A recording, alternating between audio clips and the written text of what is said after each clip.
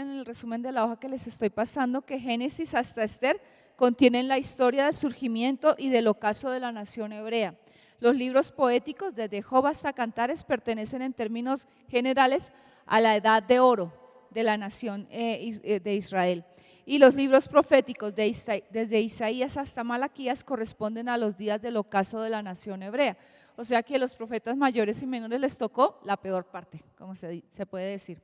Ellos vieron el ocaso y el terminar de muchas cosas del amor, de la pasión a Dios en medio del pueblo, y ellos se levantaron para tratar de animar todo esto. Después de que Malaquías profetizó, vinieron los 400 años ¿de qué? De silencio total, ¿ok? Ahora, miren por un momento, ¿quién es capaz de decirme los profetas menores? Pero sin mirar, ¿no? Porque mirando todos, sin mirar. Oseas, Joel, Amós, Abdías, Jonás, Miqueas, Nahum, Habacuc. Te faltó Habacuc, ¿sí? Habacuc, Sofonías, Ageo, Zacarías y Malaquías. Bueno, ahora cuando les digan Ageo ya no lo van a buscar en el Antiguo Testamento, ¿cierto? En el Nuevo, sino que ya saben que está en el Antiguo. Ahora aquí están todos, los profetas mayores y los profetas menores. Ahora, esta clasificación, ¿en qué se basó? Y ahí se lo escribí, en base al tamaño de su empeño profético, de su desempeño profético. ¿Cuánto tiempo profetizaron y cuánto escribieron? No es que sean los unos más que los otros, no es que sean profetas más mayores o menores, no, sino que era en cuanto al tamaño de los libros que cada uno escribió. Jeremías, Isaías fueron dos de los más grandes. Isaías se le dice la pequeña Biblia porque tiene 66 capítulos, como 66 libros tiene la Biblia, y está pues también en todo el centro.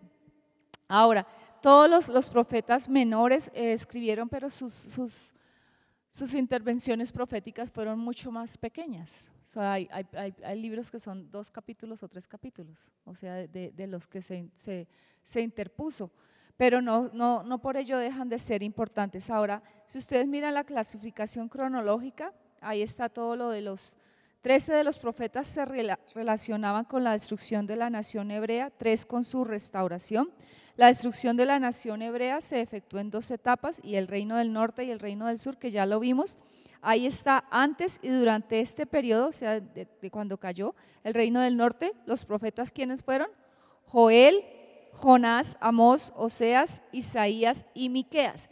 Entonces, sí logran ustedes entender que aun cuando están ubicados estos libros en la última parte del Antiguo Testamento, ellos estaban, cuando estaban ¿qué? Reyes, Crónicas, ¿sí? Ahí estaban ellos profetizando, o sea, ellos estaban metidos en toda esta parte del ocaso antes de que cayera el reino del norte y el reino del sur. El reino del sur, 586 de este periodo fue, ¿quiénes? Jeremías, Ezequiel, Daniel, Abdías, Nahum, Habacuc y Sofonías. Y la restauración, que fue en el 536 al 444 antes de Cristo, cuando se comenzó, ahí está Ageo, Zacarías y Malaquías. Por eso encontramos palabras de ánimo y de restauración a volver a comenzar en el libro de Zacarías, sobre todo, y Ageo, de edificar la casa del Señor nuevamente.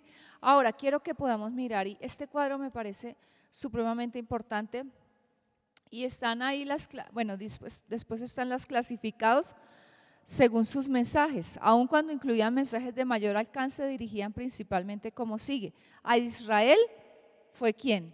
Amós y Oseas. A Nínive, Jonás y Nahum. A Babilonia, Daniel. A los cautivos de Babilonia, Ezequiel. A Edom, Abdías. A Judá, Joel, Isaías, Miqueas, Jeremías, Habacuc, Sofonías, Ageo, Zacarías y Malaquías. Ahora, quiero que ustedes sepan que Dios levantó estos profetas, y aunque estos profetas hablaron, no hablaron, por ejemplo, los que habló a Nínive, ¿le estaba hablando a su pueblo?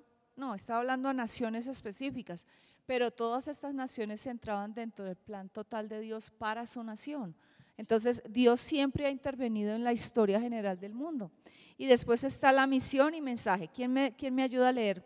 Misión y mensaje de los profetas, pero tienen que hacerlo acá en el micrófono.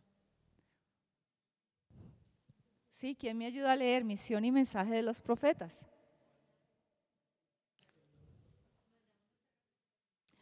Ahora, la misión iba unida a su mensaje. ¿Sí? El mensaje era en base a la misión.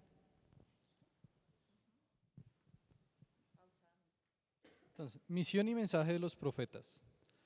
Primero, tratar de salvar a la nación de su idolatría y maldad. Segundo, fracasando en esto, anunciar que la nación sería destruida. Tercero, pero no destruida del todo, un remanente sería salvo. Cuarto, de en medio de este remanente vendría una influencia que se extendería por toda la tierra y traería a Jehová a todas las naciones. Quinto, esta influencia se hallaría en un gran hombre que un día se levantaría en la familia de David. Los profetas le llamaban el renuevo, la familia de David, en un tiempo la más poderosa del mundo, en los días de los profetas cortada y derribada hasta gobernar a un reino pequeño, despreciado y a punto de desaparecer, una familia de reyes sin reino, no había de fenecer, había de retoñar. Del trono de la familia nacería un vástago, un retoño tan grande que sería en sentido especial el renuevo. Ahora, yo quiero que ustedes puedan mirar un momento ahí y vamos a anotar esto que les voy a dictar, si es para que lo anoten, no está en sus fotocopias, pero quiero que puedan saber algo, y es, cuando los profetas empezaron a profetizar, estaba el periodo más difícil ¿de qué? De todo Israel. Ahora, ¿qué piensan ustedes que fueron los eventos que marcaron las profecías de ellos? En base a lo que hemos visto, ¿quién se acuerda? ¿Qué era lo que ellos estaban viendo? Analicen por un momento ustedes en sus mentes lo que hemos visto, cuál era el cuadro que ellos estaban viviendo. No se lo voy a decir yo, díganmelo ustedes.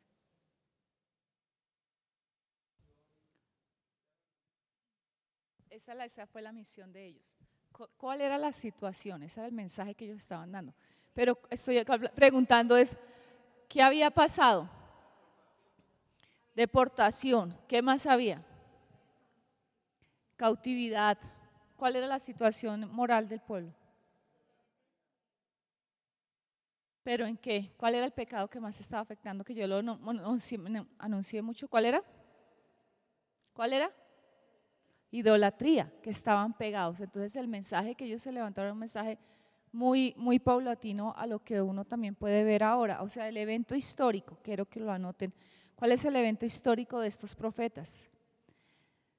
El evento histórico que evocó a los profetas mayores y menores fue la apostasía de las 10 tribus al final del reino de Salomón, en Primera de Reyes 12, que lo miramos. ¿Se acuerdan cuando Roboán y todas las cosas que pasaron después?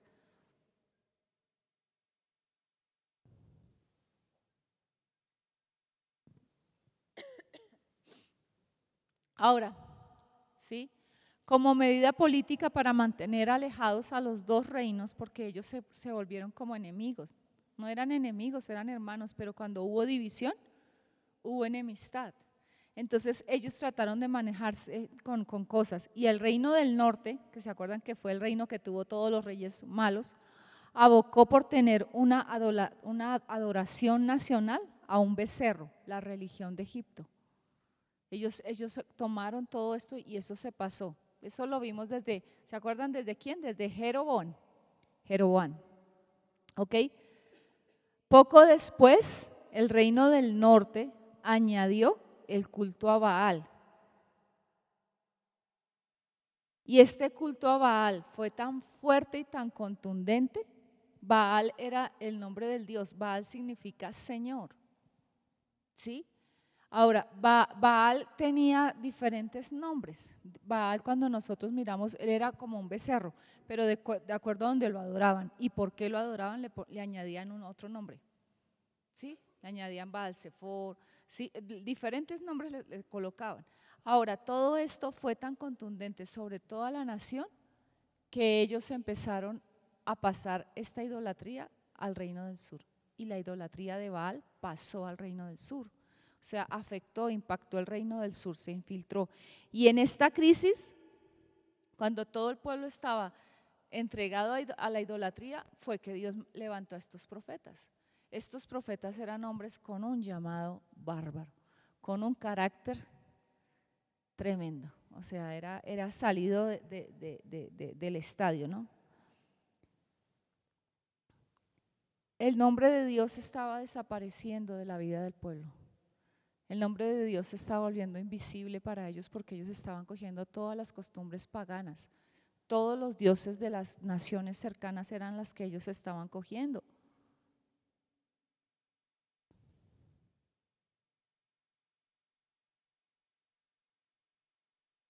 Ahora, ¿qué eran ellos? Y voy a hablar de profetas y sacerdotes. Voy a hablar un poco de lo que eran los hombres, y si quieres anotarlo como profetas y sacerdotes. ¿Qué eran en sí ellos? Porque nosotros decimos son profetas, todos. No, no eran profetas todos. Ahora, los sacerdotes eran los maestros religiosos regulares de la nación. Y el profeta era un hombre con un llamado, que recibía un llamado de Dios y hablaba de parte de Dios. Ahora, los sacerdotes que formaban una ¿qué? Una clase hereditaria que se transmitía al sacerdocio del uno al otro y al otro, ¿sí? Por generaciones. Pero en este periodo los sacerdotes empezaron a hacer cosas que no eran, porque sacerdotes se aliaban y no era para lo bueno.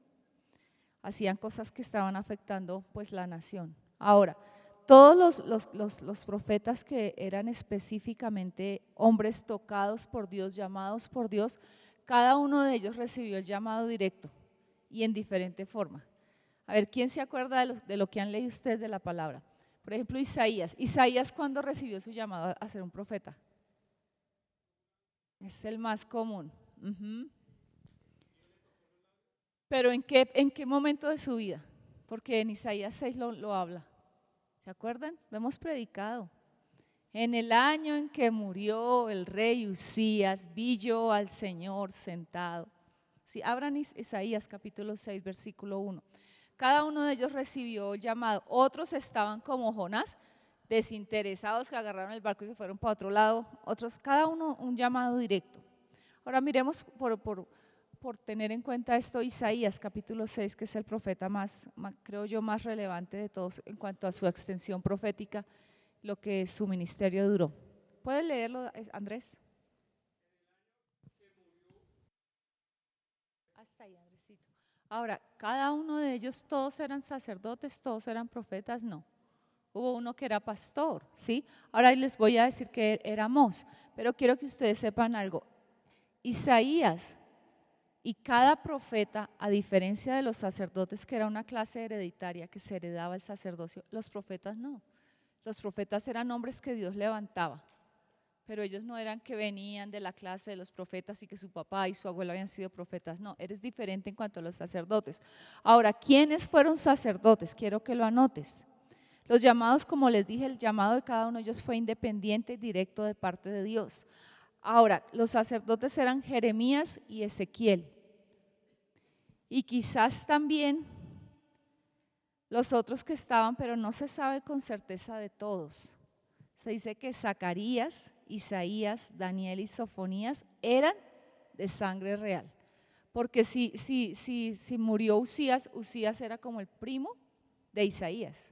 O sea, él tenía que pertenecer a una clase real. O sea, no eran hombres como de estrato en el pueblo corriente, sino eran de sangre real. Y dime. Zacarías, Isaías, Daniel y Sofonías eran de sangre real. No, solamente de Jeremías y Ezequiel. Y Amós era pastor. Los demás no se sabe qué eran. No está estipulado, no se ha encontrado qué era su misión. Ahora, este periodo que abarcó? Abarcó más o menos 400 años, desde el año 800 hasta el año 400 antes de Cristo. ¿Sí? ¿Se perdieron ahí? ¿En dónde se perdieron? Abarcó un periodo de 400 años desde el 800. ¿Cuándo cayó todo? ¿Cuánto fue la última caída? ¿En el qué? A ver, ¿me están preguntando o yo estoy preguntando? ¿Ya se les olvidó, hermano? No puede ser. 586, ¿cierto? Ahora, ellos abarcaron un periodo de 400 años que va desde el 800 hasta el 400 antes de Cristo. ¿Sí se ubican ya? Porque la caída fue 586 y 722. Entonces ubiquen ahí está el periodo. El evento céntrico del periodo fue la destrucción ¿de qué? De Jerusalén. Eso sí, ya todos lo sabemos. Y cronológicamente está más o menos la profecía en mediados del periodo de todo esto que estábamos hablando. Ahora, Jeremías, yo quiero que lo coloquen esto, Jeremías, anoten estos profetas, Jeremías, Ezequiel, Daniel, Abdías, Nahum, Habacuc y Sofonías. Jeremías, Ezequiel, Daniel, Abdías, Nahum, Habacuc y Sofonías. ¿Se relacionaron con qué? Con el evento de qué? De la caída de Jerusalén, de la destrucción de Jerusalén.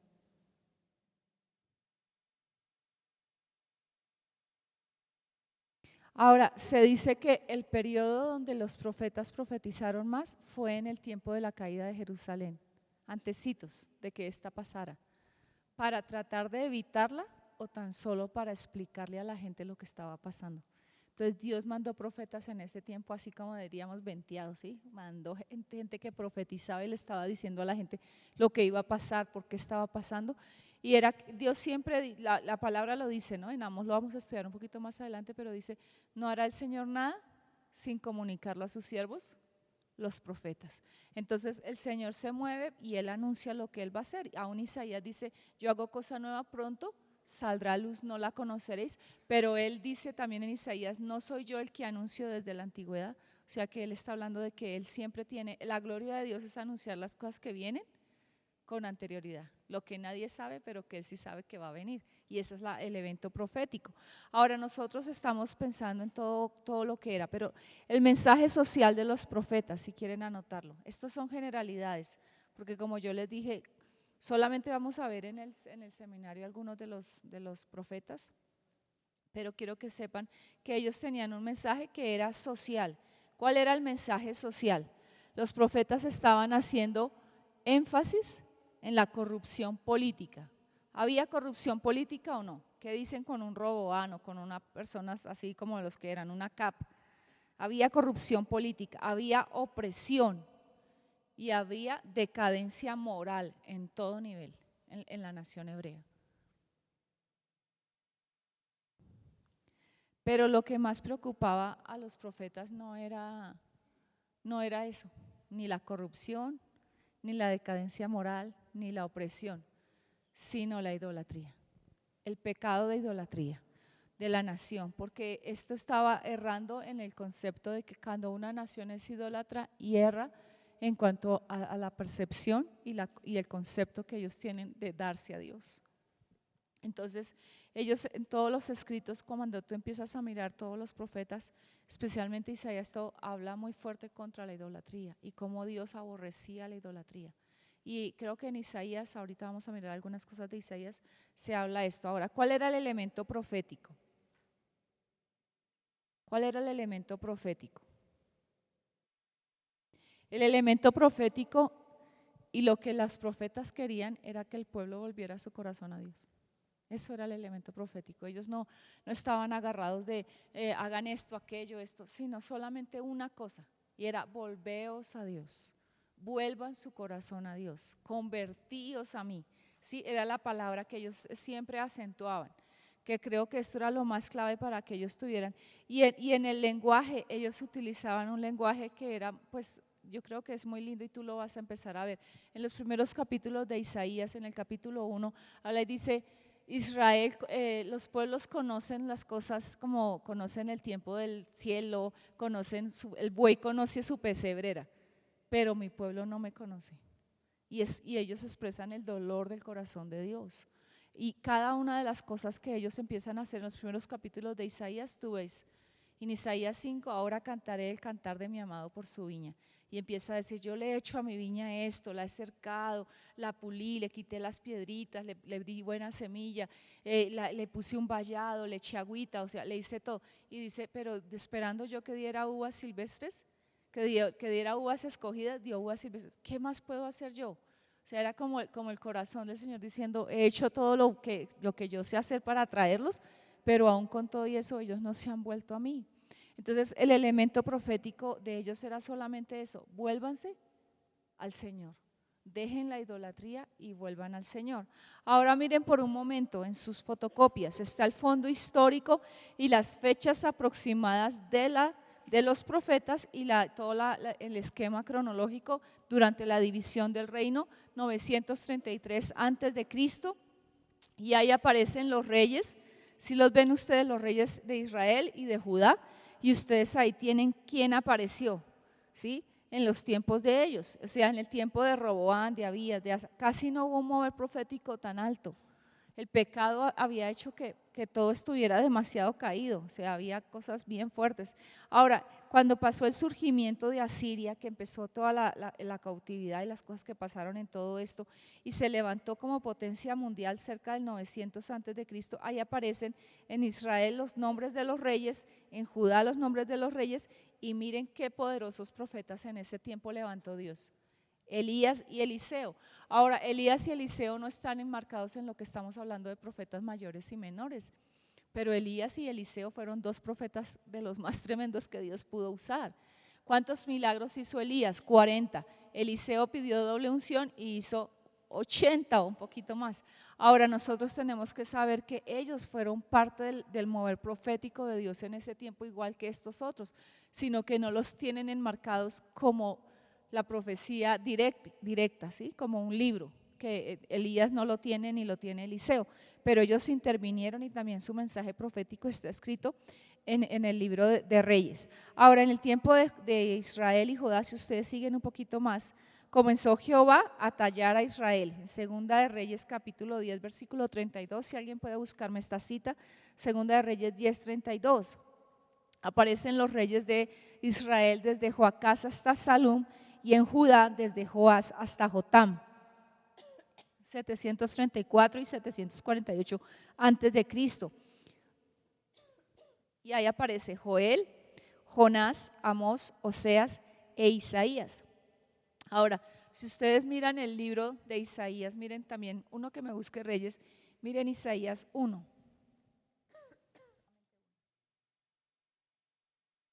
1:1, alguien que lea Isaías 1:1 dice: visión de Isaías hijo de Amós, la cual vio acerca de Judá y Jerusalén en los días de, miren sus fotocopias, Usías, Jotán, Acaz y Ezequías. Ahora en las fotocopias no está Acaz, está Isaías profetizó en los tiempos de Acaz, sí. Entonces no está todo ahí, pero yo quiero que ustedes unan las cosas porque fue el tiempo más difícil. O sea, habían muchas cosas bien bárbaras, pero ahí está Isaías, está Joel, está Jonás. Nosotros pensamos Jonás, no, Jonás solamente está en Nínive. No, Jonás y ellos estaban en el escenario mucho antes, ¿ok? Ya me encontraron Segunda de Reyes. ¿Quién lo va a leer?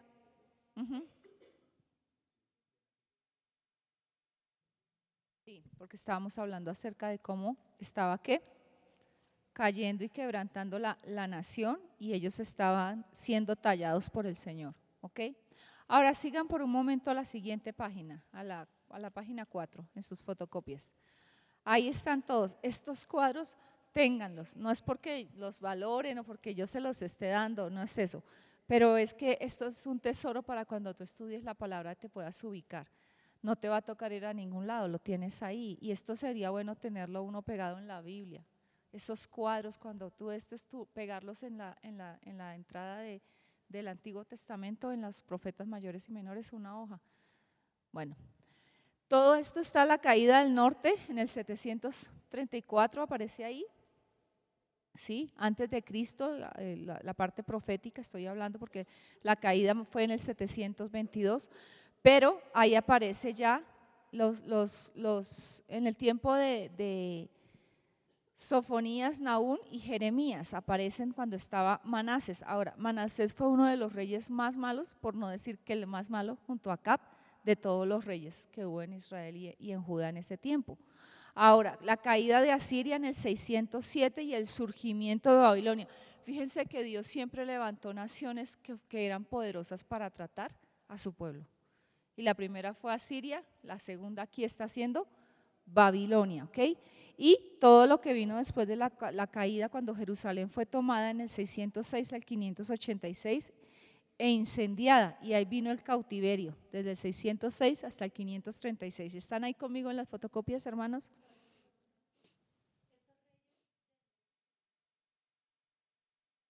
Sí, los reyes, como lo que explicamos en Reyes.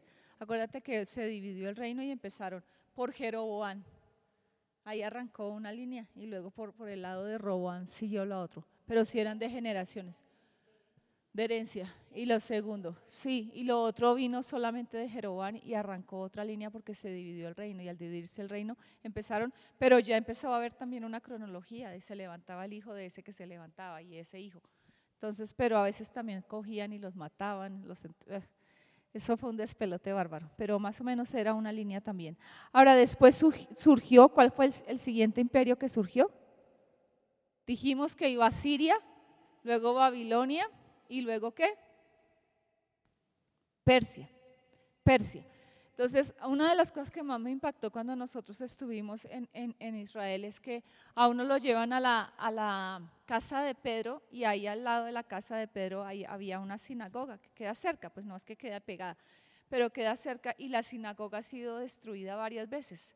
Entonces ahí están, está la tierra y está despejado, hicieron como, por así decirlo, se ven las capas de lo que se ha levantado cada vez que ha sido destruida y atacada Jerusalén, y se ven, y ellos dicen, esta fue la primera, y empieza a decir todo lo de los imperios, y está en la tierra, como se levanta y luego vuelven y levantan, tumban y luego vuelven y levantan, y tumban y vuelven y levantan, porque ellos han sido una nación que ha sido sujeta a mucha guerra.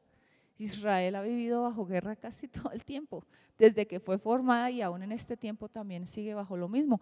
Entonces es bonito ver que el surgimiento de esta nación, a pesar de que el enemigo siempre ha querido acabarla, ¿cuál es el deseo de Dios? Levantarla, ¿ok? Ahora sigamos con lo que estamos. Ustedes tienen ahí, en el Antiguo Testamento les saqué, este es un tesoro, hermanos, no los vayan a botar. Ustedes lo hicieron y lo hicieron con sus palabras, pero aquí está el resumen con una palabra de cada libro. Es impactante, porque si ustedes, aunque sea concédame en el deseo de algún día ver que ustedes lo pegaron en su Biblia, y tienen ahí el esquema para que ustedes se lo vayan grabando. Uno en la Biblia tiene que tener, si ustedes se han dado cuenta, yo no sé, el pastor Eduardo, cuando ustedes abren la Biblia, tal vez ustedes no han abierto la Biblia tanto como yo, que se la quito y la quiero robar. Le digo yo que se la voy a robar algún día, pero el pastor Eduardo tiene su Biblia llena de apuntes. O sea, ustedes ven la Biblia del pastor Eduardo, y él es un hombre tan estudioso. Él fue director del Seminario Bíblico de Asambleas de Dios a nivel de Colombia, y es un hombre supremamente teólogo, intelectual, es una pilera de hombre. Y usted ve la Biblia y él tiene apuntes, él coge anécdotas y todo es lleno. Y la Biblia de él no es como que uno cambia esto, no, él la tiene, y eso es taqueado, pero taqueado de cosas. Porque uno a veces necesita tener, ahora Dios le va hablando a uno, él no solamente tiene la parte teológica, sino lo que Dios le va hablando, y él apunta al lado cosas que tiene por años ahí guardadas, porque son tesoros. Ahora acá ustedes tienen todo el resumen del Antiguo Testamento. En Génesis, ¿cuál es el resumen? Creación y establecimiento de la relación del pacto. Éxodo, liberación del pueblo de Israel de la cautividad de Egipto.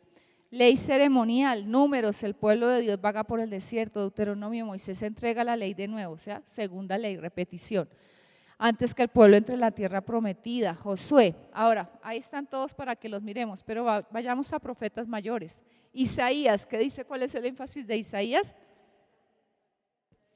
Condena y consolación. Ahora hablan el libro de Isaías, por favor, en sus Biblias. Vamos a darle un paseo a Isaías por encima. Cuando Isaías comienza a hablar, él empieza a hablar, y yo les dije el versículo: el buey conoce a su dueño, y el asno conoce el pesebre de su señor, pero Israel no me entiende ni tiene conocimiento. Eso empieza hablando de una nación pecadora. Isaías capítulo 1, llamamiento al arrepentimiento verdadero, versículo 1:18, uno de los versículos que más se usan a nivel pastoral. Venid y estemos a cuenta, si vuestros pecados fueren como la grana, como la nieve serán emblanquecidos. Señala ese versículo en tu Biblia, es uno de los versículos más hermosos de las promesas de cómo Dios cambia. Si fueren rojos como el carmesí, vendrán a ser blancos como la lana, por la condición del ¿qué? Del arrepentimiento. Luego empieza a hablar de juicio y redención. Isaías mezclaba en algunas de sus profecías el juicio y la redención del pueblo, pero pausadamente. Después ustedes miren por un momento, hablan, ayúdenme a leer los títulos. Isaías 2, reinado y después juicio, ¿contra qué? Contra los soberbios. Tercero, juicio. 3:16. Ahí él estaba empezando por su casa. Luego, 4. Luego 5, el que les estaba diciendo. Y luego el 5:8. ¡Ay! Oye, esa es una buenísima para hacer una prédica. Yo tengo una prédica de esto, de los ay del Señor. Ese es excelente, lo que Dios mira y dice, ay. O sea, ay, cuidado, pilas. Capítulo 6. Visión y llamamiento de Isaías. 7. Mensaje de Isaías a Acaz. 8. 9. 9:8. La ira. El 10. En el 10 el que explica. En el 10, miren el capítulo 10, que miramos que Asiria se había levantado cuando el Señor empezó a ¿qué? A apretar a Israel.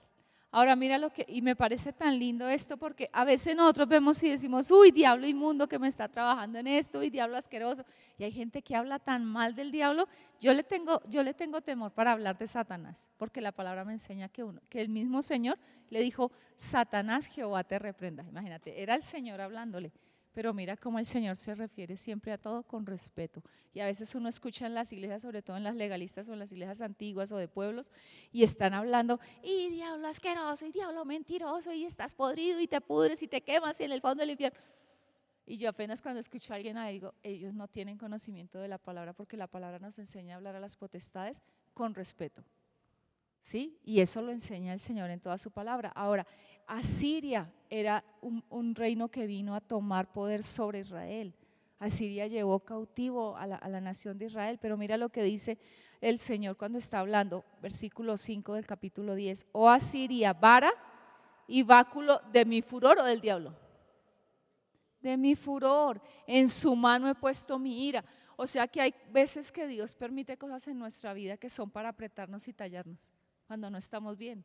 Y Asiria fue eso, dime.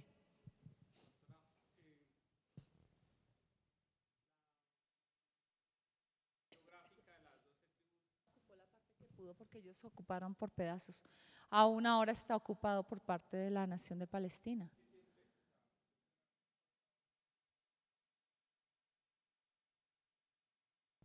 Y de naciones extranjeras, y los samaritanos.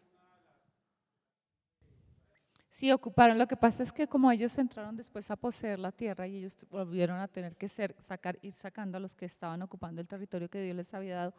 Y eso hasta el día de hoy sigue así. Ya no se sabe aquí está uno al otro. No, ellos se han ido ocupando y lo que hace, que nos decía a nosotros la guía cuando estuvimos allá, era que como ellos son tan a toda hora atacados, ellos no dejan territorio que sea de ellos sin construir.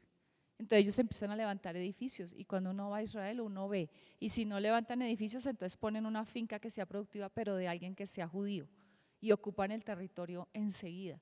Ahora ellos tienen ahorita, Belén está ocupada y Jericó por la nación palestina, entonces cuando uno entra, uno está en Jerusalén en una parte, porque Belén queda ahí también pegadito, eso no es que sea lejos, y tú ves todo lo de los judíos supremamente limpio, y entras a Belén o a Jericó y ya está todo sucio. Porque estas naciones no son cuidadosas del orden y de todo, pero aún el territorio de Israel está dividido. Ir allá es un poco triste porque cuando tú vas a la vez de que es bonito porque uno es como si estuviera hablando, está la vía las vías, dice Jericó, entonces como estar andando por la Biblia, entonces es bien, bien bonito, pero a la vez es triste porque tú llegas y entonces llegas acá y está el Santo Sepulcro. Y entonces acá está la parte católica, está acá la parte cristiana, acá está la parte de los anglicanos, acá está la parte, y es como todo dividido en pedazos. Y de un pedacito así, tú pasas allá y ese pedacito ya es de otro, porque cuando vino la ocupación de los árabes, que también vino todo esto que fue una guerra y ellos ocuparon el territorio de Israel en un tiempo, ellos cogieron y como buenos árabes vendieron todo por pedazos. sacaban todo y a todo era por pedacitos. Entonces eso también es un choque para uno porque está uno ahí tratando de orar y de buscar al Señor y al lado está la mezquita musulmana llamando, aló, aló, es una voz que se levanta así a las 3 veces al día llamando a la oración. Y está también los católicos con los incensarios tirando el incienso y entonces te toca uno pasar por y son unos contrastes bien chistosos y a la vez como tristes en medio de todo. Entonces tú vas allá y tú encuentras como toda una religión y una potestad de religiosidad impresionante. Allá uno no ve muchas cosas de lo que uno a veces esperaría ver en Israel. Y todo el territorio está dividido por pedazos. Ya no es esto de Jericó, esto es de la tribu de Leví, no, ya no, eso ya no está así. Ahora es como ellos pudieron ocupar, ¿ok? Ahora sigamos. ¿Qué más están ahí? Ahí ustedes van a encontrar todo lo que el Señor trajo. Entonces, ¿qué vas a encontrar en Isaías? La profecía de condena y consolación. En los capítulos que hemos visto juicio, ira, Asiria, instrumento de Dios, pero luego empiezan a entrar profecías de ¿qué? Siempre hay profecías de ¿qué? De consuelo. El nacimiento está en el 9. En el capítulo 2 aparece el reinado universal del Señor. En el capítulo 7 el mensaje de Isaías y el capítulo 8 el Señor sea vuestro temor.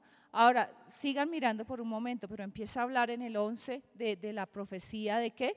Del reinado del Mesías. En el 12 el cántico de acción de gracias, o sea, y suaviza. Luego otra vez se levanta profecía en el capítulo 13 contra Babilonia. Luego en el 14 escarnio. Ahora quiero que anoten en sus Biblias, el capítulo 14 de Isaías es importante. ¿Por qué?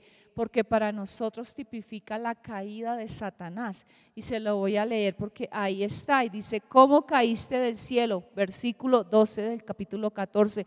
Oh lucero, hijo de la mañana, cortado fuiste por tierra, tú que debilitabas a las naciones, tú que decías en tu corazón, subiré al cielo en lo alto junto a las estrellas de Dios, levantaré mi trono y en el monte del testimonio me sentaré a los lados del norte, sobre las alturas de las nubes subiré y seré semejante al Altísimo, mas tú derribado eres hasta el Seol, ¿sí? Ahora, ¿qué está hablando ahí? Todo lo que fue la caída de Satanás.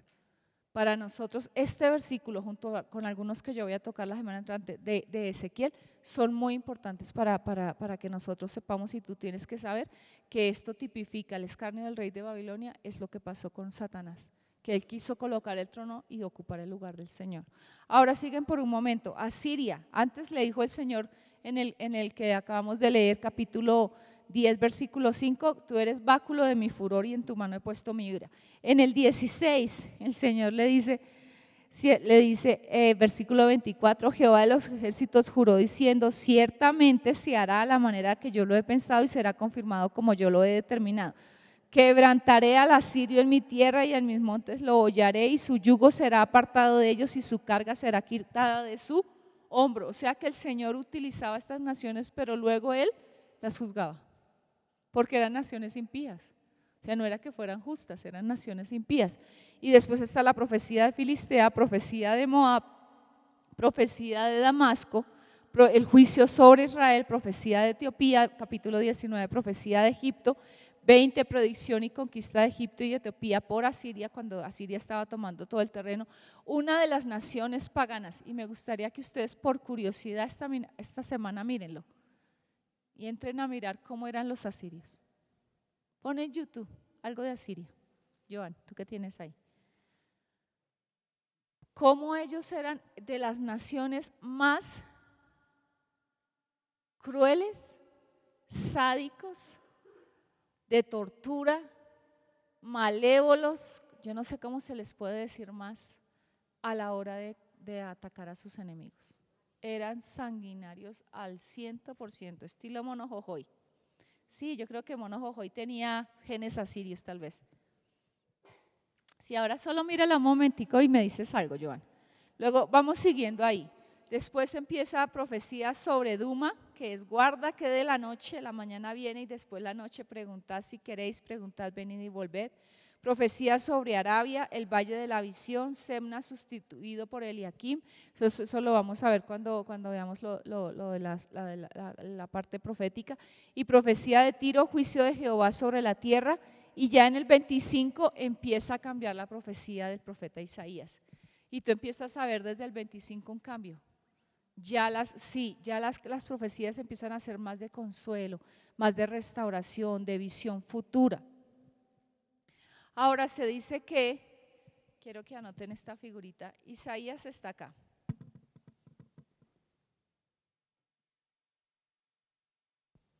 Isaías profetizó 700 años antes de Cristo, pero la visión profética de Isaías fue tan exacta que era como si Isaías estuviera con un telescopio viendo 700 años después, cronológicamente hablando, 700 años, ¿sí? 700 años, como si fueran hoy. O sea que Isaías estaba mirando así, ¿cierto? Isaías estaba aquí, pero Isaías veía todo como si estuviera acá. Así fue la profecía exacta de Isaías. De las profecías que se anuncian del Salvador, está la señal de aquí una virgen concebirá y dará luz. Sí la saben, en Isaías 7, Isaías 9, 14. ¿Sí? Llamará su nombre Emmanuel, ¿ok? Ahora nosotros tenemos que saber que el alcance profético de los profetas era bastante bárbaro. Ellos tenían la montaña del tiempo, pero la visión profética los localizaba como si estuvieran en el mismo momento. ¿Sí? Aquí la Virgen concebirá y dará a luz. Imagínate, eran cosas tan exactas. Isaías capítulo 53, la descripción total de lo que iba a sufrir el Cordero de Dios, a un punto que ningún otro de los profetas ha descrito tan excelentemente al varón de dolores como lo hizo Isaías. Sigamos. Isaías 27, liberación y regreso de Israel. 28, condenación de Efraín, amonestación de Jerusalén, Ariel y sus enemigos, ceguera e hipocresía de Israel. Versículo, en el capítulo 30, miren por un momento, la futilidad de confiar en Egipto. Y esto, cada vez que tú leas esto, piensan cuando tú te apoyas en otras personas y no en Dios. Cuando te apoyas en estrategias humanas y no en Dios. Entonces lo que el Señor está hablando de la futilidad de confiar en Egipto. Y dice, y el Señor es, versículo 13, mírenlo por un momento, 30-13. Por tanto será este pecado como grieta que amenaza ruina, extendiéndose en una pared elevada, cuya caída viene súbita y repentinamente y se quebrará como se quiebra un vaso de alfarero. ¿Sí? Ahora, ¿cuál era la palabra que le estaba dando el profeta Isaías a toda la nación de Israel? Ahí está en el 30. ¿Qué versículo, hermanos? Encuéntrenmelo. ¿Cuál? La nación de Israel siempre ha sido guerrera. Y el mensaje de Isaías chocó tanto porque Isaías les decía, quédense quietos, reposen, vean la salvación de Dios. Pero la palabra de él era, ríndanse. Si ustedes se rinden van a vivir, si pelean van a morir. Pero la nación israelita, al ser tan guerrera, ellos no podían cambiar su chip. Y aquí les quiero hablar esto, que nosotros en el Señor a veces tenemos que cambiar el chip, porque a veces Dios también nos habla de hacer cosas totalmente diferentes a lo que nosotros humanamente estamos acostumbrados a hacer. Pero Dios le estaba diciendo, quédense quietos. Uy, ya se llegó el tiempo. Dios mío, se pasó reflash. Bueno, dejo hasta ahí. Entonces, ¿es claro esto? ¿Entendemos la visión óptica y telescópica de los profetas? ¿Entendemos lo que ellos superaron? De hoy en 8 seguimos, amén. De hoy en 8, ¿ya Juan terminó la clase?